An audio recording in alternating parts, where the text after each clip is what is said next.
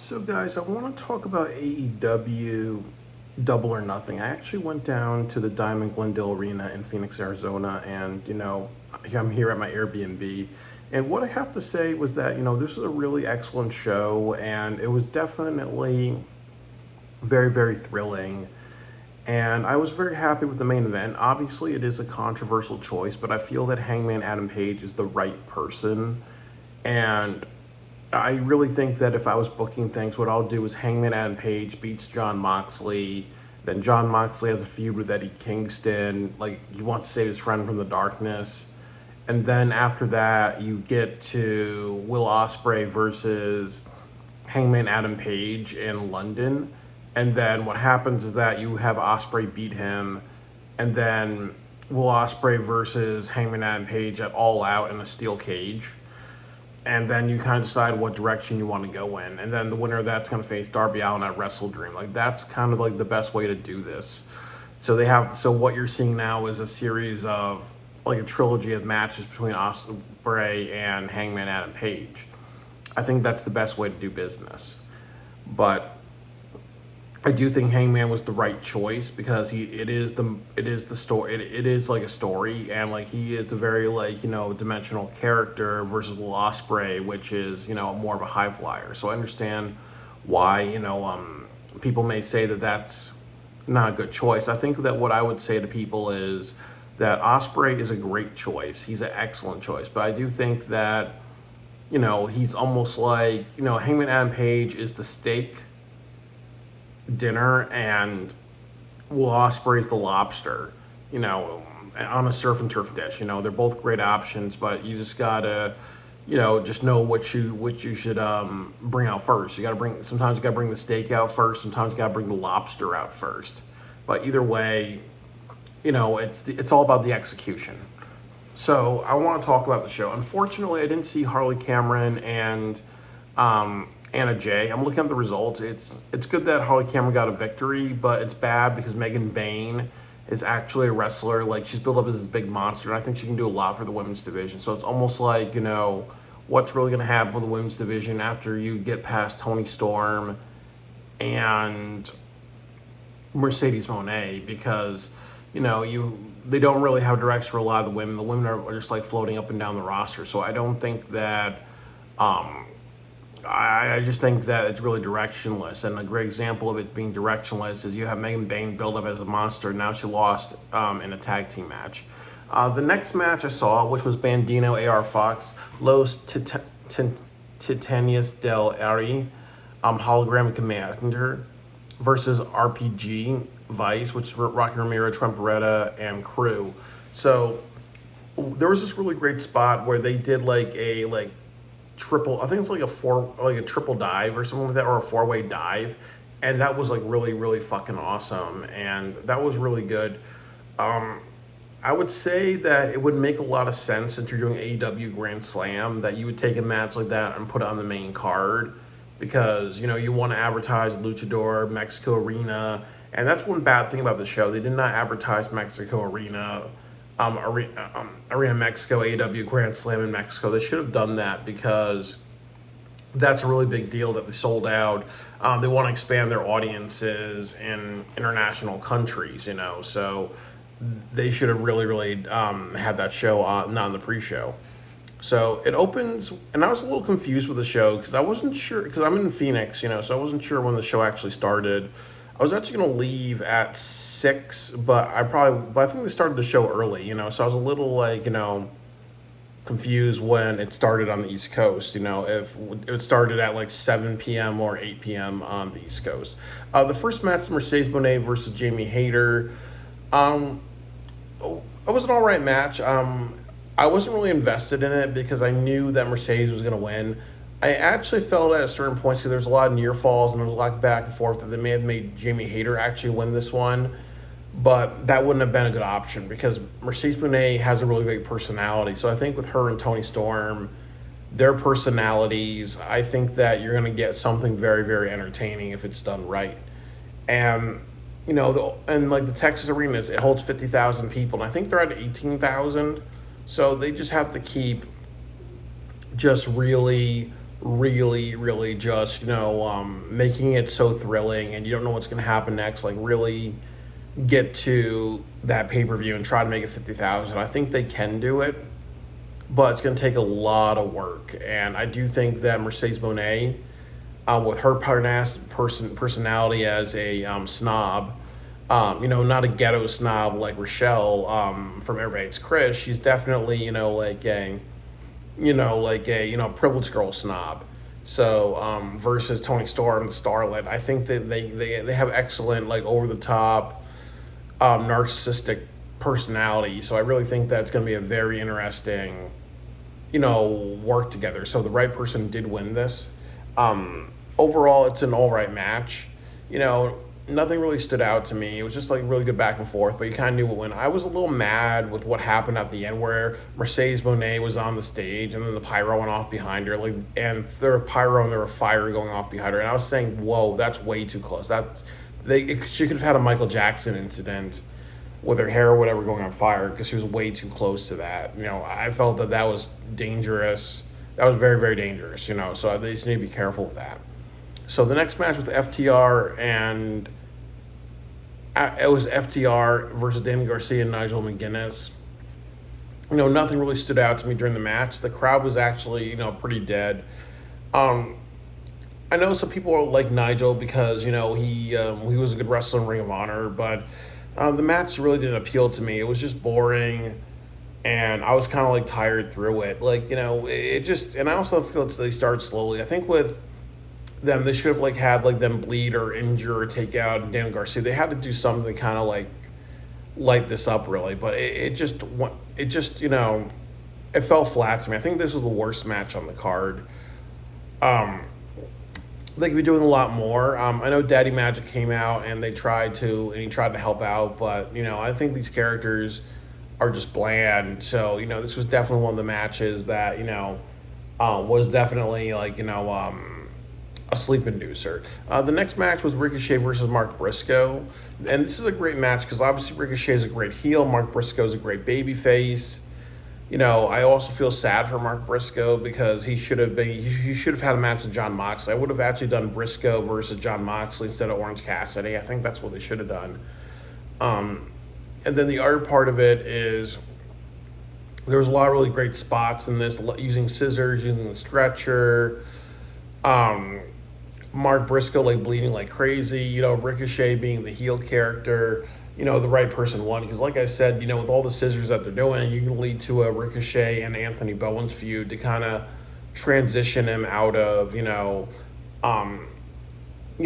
with Max Caster or a tag team wrestler. He needs to kind of face somebody legit and get a big win on pay-per-view. So I do think this is going to lead to Max Caster versus Ricochet Part 2. And this could lead to a hardcore match or something down the line, really. So this was really, really good, and I appreciate the spots. I always get a little concerned with this because you had a bunch of spots throughout the show, and I'm like, we have Anarchy in the Arena. It doesn't make sense for them to have other hardcore matches on the card. Really, you don't want to kind of, be too monotonous, really, and especially with him bleeding. And I would say this is the bloodiest match. The Anarchy in the Arena match I'll talk about a little bit later. I felt that one was very tame, Anarchy in the Arena, but this was kind of the bloodiest match. A lot of really cool spots, and I really enjoyed it. But they also did the thing too, and I was okay with this. They did one comedy spot where Mark Briscoe shines Ricochet's head. So once again, I like this one because they're not doing the Young Bucks do this. This had one spot of comedy. This wasn't the main event where the Young Bucks kind of hurt it with Anarchy in the Arena by making it comedic and stupid. The next match was the Hurt Syndicate versus the Sons of Texas. Great match.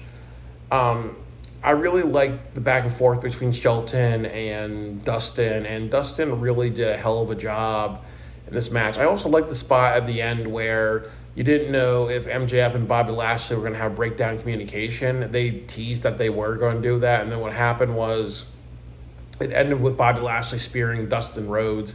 And I was very happy that they did this because this kind of just tells you, hey, they do hurt people, and they take things to the limit, and you need to kind of reestablish that because I don't really see them doing it. They kind of not done that for a while, really. So this is just a reiteration to say, hey, you know what? We take things super far, really.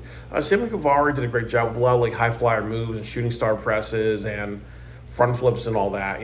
So he really just did what he could.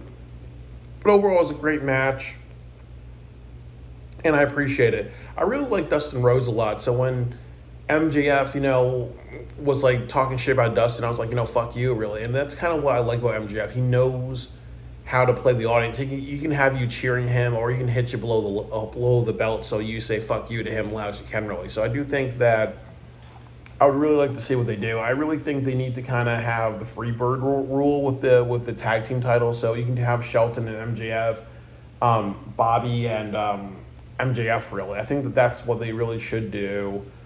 Or even like MVP and MJF at one point, really. So they should kind of have like a Freebird rule, and you can do some interesting things. But overall, Bright People won. The next match with Okada versus Speedball Mike Bailey. To me, this was actually, I would even say, like, in my opinion, this was like my favorite match of the night.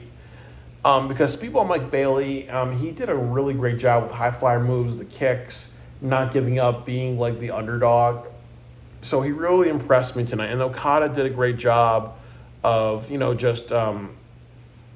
did a really great job of, just being resilient and outfoxing and getting the win and just showing that, hey, you know what, even though some people may say he is a little lax or he's not lived up to his full potential, this is kind of a reminder that, once he gives a shit, once he wants to keep that title, he will like go out there and have a great match, So he did a really great job. I think that, they both this was outstanding. It shows that meets Speedball Mike Bailey. He really needs to be facing heels and having feuds with heels, and you can have something really great. The next match was Timeless Tony Storm versus Mina Shirakawa. I watched this match, and they had a good back and forth. There wasn't like anything that stood out to me. It was just really a match to have, because when you are like when you have like your main event show like double when you like All In, it just doesn't make sense when you have champions that defend their title in a very long time, really, because it's almost like, well, it feels out of the blue, really. So I'm okay with them having the match. But nothing really stood out to me. I also was saying to myself, Toni Storm, she looks like Moulin Rouge. And I think that's what she was going for, was Moulin Rouge. They did kiss at the end. And like I said, you have to be a little bit careful. I know like it gets a reaction from the audience. But like I said, the sex comedy or the LGBTQ comedy, you have to be a little careful with that, because it gets a little repetitive. I know like Toni Storm is known for that. But, I want to just like be a little careful with my criticism. I don't want to be repetitive with it. But overall, it's just like, I wasn't really in the match because who's going to win, So it was just a match to have. Luther got some good, chants from the crowd and everything like that. So they did it. So it was good, And then the next match was Anarchy in the Arena, and it was Team AEW versus the Death Riders. And this was a controversial match. I think this was the worst Anarchy in the Arena that they ever had. And then also, they really need to punch whoever did the music in the back of the head. I'm not sure it's Tony Khan, but somebody needs to kind of smack them across the back of the head for what they did. Because they started with the Young Bucks, who did like the Founding Fathers Patriot theme. And then they had the I'm So Excited, I Know, I Want To, which is a shitty song. It just doesn't work for Anarchy in the Arena. This is a very gritty, feud. People don't like the Death Riders for all the cheating and all like the holding up. There's a lot of like anger being taken out, really. So that wasn't the right song. But when they had let the bodies hit the floor, that worked, really. But I also said it was a bad song because I think they used that in ECW, or they used that in WWE when they had ECW on their show, really. But Let the Bodies Hit the Floor, I think that's a WWF song, or they used that for ECW. So it wasn't really good choices, because I want to be thinking about AEW. I don't want to be thinking about WWE or ECW. The next thing that I will say about the match that was bad was that they had beach balls. It's as I said, the Death Riders has been pissing everybody off. Why the fuck are you having beach balls? So again, that was kind of stupid comedy. And then the last stupid comedy thing was the Young Bucks dressing like the Founding Fathers. Like, this is kind of where, again, they would hate it if Stanley Kubrick or Vince McMahon was working for the company, because they would just rip out their outfits and be like, you're not going out there like that, because it's stupid ass comedy. And I'll say the F word. It's 48-hour film project level comedy, where, as I've said before, the 48-hour film project, a lot of times you see films with dumb, silly comedy, and this is dumb, silly comedy within AEW. That should never ever happen, because and I think that that's one of the issues with the Young Bucks, is that, yes, when you act like a jackass, you can annoy people, and being annoying is a form of heel work. But I do feel that it gets to the point where it's just jackassery and it's just stupid, and you're kind of almost entertaining yourself, really. Like, for example, I know a few years ago, they did a cosplay where they had the Young Bucks come out as Aladdin, and they had Kenny Omega come out as Princess Jasmine. So what would happen if Kenny Omega decided to come out as Princess Jasmine, or he decided to come out as the real founding father, George Washington or Benjamin Franklin? No, that just doesn't work. So again, the stupidity, the dumb comedy, the 48-hour film project level of stupid ass comedy in this match, it deserves to be criticized. There's also another big criticism, was this wasn't as violent or as innovative as the other match. The last match, you had a flamethrower. Like, what if you used like cacti, you're in the desert? What would happen if you used like cacti and other things like that? It just was lackluster. And I also will say that it felt very tamed, and I understand like two things: that you're gonna have like two more matches after this, so if you have a bunch of like destruction and chaos all over the place, you have to make sure that the other wrestlers can go down to the ring and it's not like all destroyed and all fucked up and whatever, I totally get that, but I felt very tame when Anarchy in the Arena should be more intense. But I also appreciate it because Moxley, I think he bleeded a little bit, but he wasn't like a lot really. So I respect him for not going around the arena with blood all over the place, because as somebody who works in a hospital, that's just that's disrespectful, and that's just unsafe really, to be like walking around with like blood all over your body. So I appreciate him not going all over the place doing that. And there was a lot of really just thrilling spots. I like the Meltzer driver that Swerve and Willow did. I also liked I also like like when Swerve jumped off like the scaffolding, and then you also had him use the thumbtacks. And really, this was the match that really, I think, got Swerve over. It also got Willow over in big ways. And overall, it went for a while, really. I think, like, the Kenny Omega, that was really cool, too, when he did the one-wing angel, one of the Bucks, and put him through an exploding table. That was really awesome. I really think that, like I said, I just think that they had no innovation. They've done stuff like this before, like the exploding barbed wire death match, exploding table, jumping off of a height. They did that with Sammy Guevara and Matt Hardy. And, the thumbtacks, they've done that many times. So a lot of it felt like a repeat, but it was really thrilling. I was screaming on the top of my lungs. I really enjoyed it. If I was to give a letter grade, I would say like a C-. I think it exceeded in thrilling, exceeded in kicking ass, really exceeded in, and yes, this is one of the reasons why I paid to go to the show. It's passable, but it had a bunch of flaws, really. The next match was the Don Callis family versus the Paragon.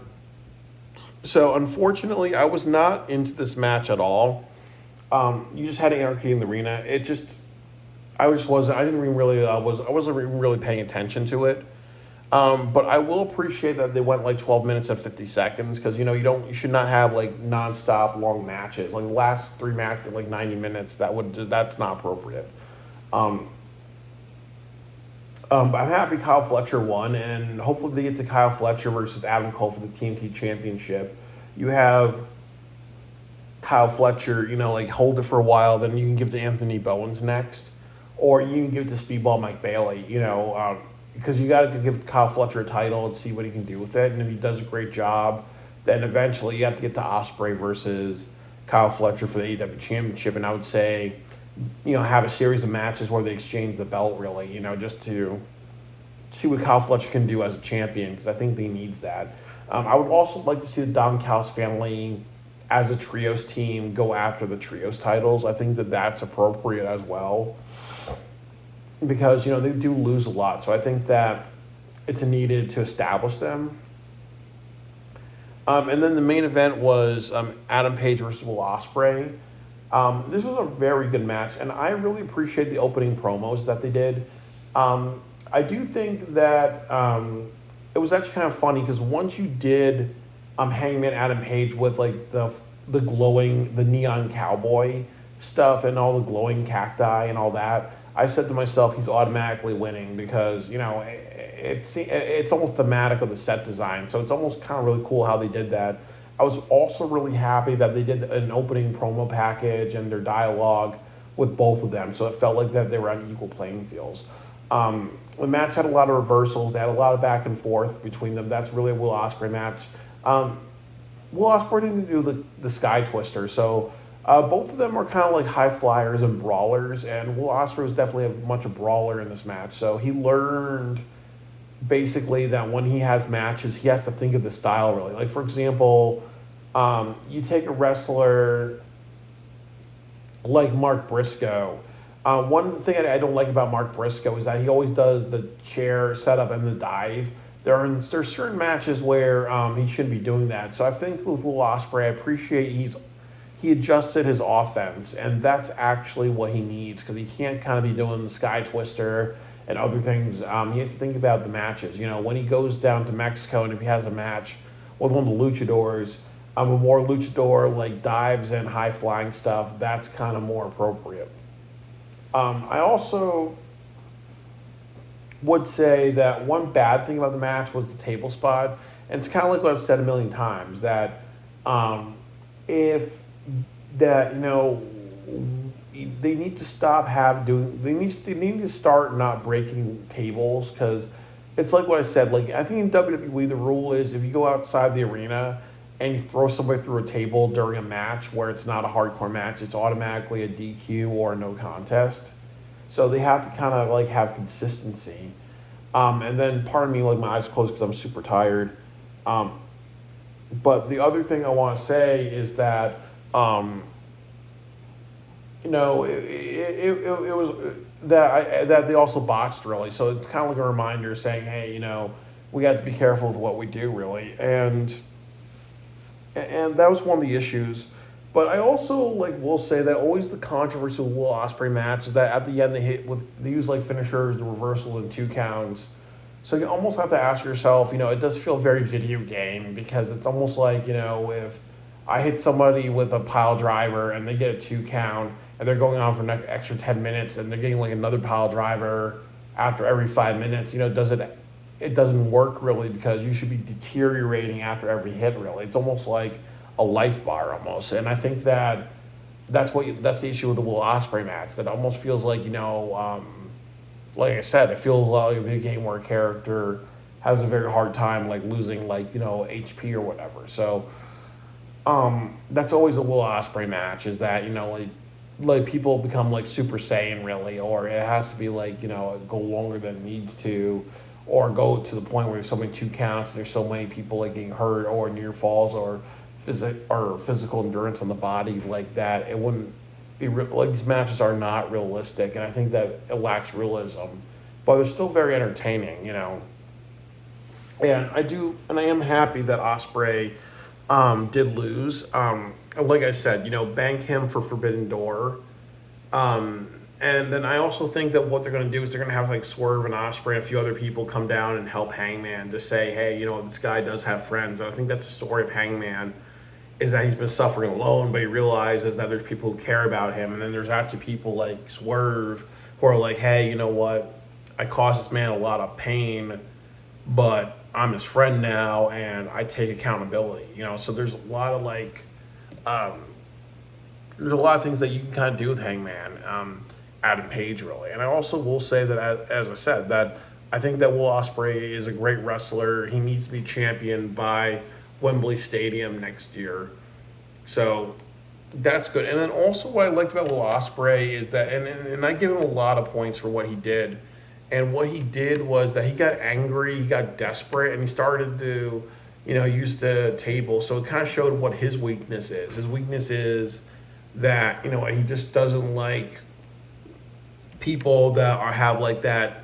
He gets frustrated because I think he puts in a lot of work to take out somebody, and there are people who are super resilient. So it does kind of feel like when I play video games, like I used to not like fighting video games, because sometimes when you play, you may like get close to beating somebody, being the opponent, and then the opponent has like a comeback, really. And I think that it has a comeback and they actually beat you. You put in all this work and then it all feels for nothing, really. So I like that Will Ospreay showed some frustration, that Hangman was not giving up and he was like being hard to kill, really. And I appreciate that, because you need to give Will Ospreay weaknesses. This helps him become a character, because you can say, okay, you know what, maybe he's learning to be desperate. You also remember what happened to him with the Don Callis family, where he was going to be the AEW champion, but he didn't use the screwdriver. So I think one of the lessons that one of the things that Ospreay's learning over time is that, hey, I got to be a dirtbag. And that could be a story where he loses his way and then he goes back to it, just like Hangman does, because we all do that. And it's understandable, because, he wants to win big at the right moments, So it could be an interesting story, but I think they did a really great job. So overall, this was an excellent pay-per-view. When I watched when I got to at Arcade Arena, I was like, holy shit, we went through like maybe like 8 or 9, like almost like 10 matches. You consider the pre-show, like either 9 or 10 matches, But overall, it was really good. I enjoyed it. I enjoyed it a lot better than last year, because last year I really felt that it felt way too long. This one I felt went by really, really quickly. And I think AEW is in a way better direction after this show. And like I said, I think the biggest thing they have to do is get the title off of Moxley in Texas. If they do something like they keep it on him, and then you go to the UK, I think that you have to have Ospreay win if you do that, because Wembley Stadium, they have that for 2026, so they have to send the people home happy. So, like I said, I really just think that they moved in the positive direction by making Hangman Adam Page the AEW number one contender for the championship, and we'll see what happens. And I'm actually going to go down to Texas. I bought my ticket the other day, so it's going to be a lot of fun.